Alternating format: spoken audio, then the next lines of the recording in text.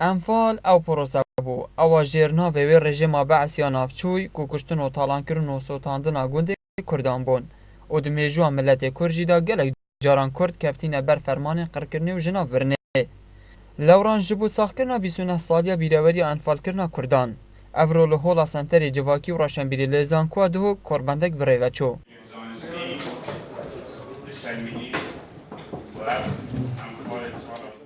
نویسر و روشنبیرek jî dibêjîtin zulm û zordariya mezin li miletê me yê Kurd hatiye kirin li ser demê rejima Baez. Lewran bû bîrhatina van enfalan pêdiviya ev tawanên enfal û genûsaydkirinan bibine bîrdankek bû me Kurdan û herdem ya zîn dibît. Eva pêngoveka pîroz e û em destxweşiyê lê dikin û ez vê herkeftê jî de pêdivî bînim pêşniyaz bikin zankuya duhokê hemî kolêjê dixwe ve giringiyeka pitir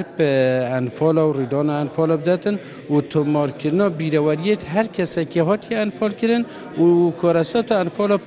çavê xwe dîtî.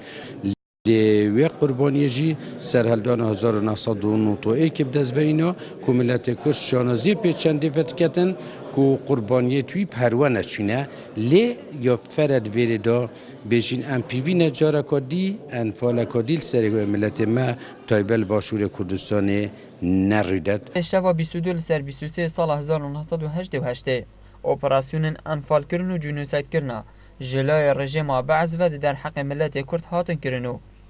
di vê enfalê de xirabkirina 5000 gundan û pitirî 182000 ji genc û zar û jin û pîran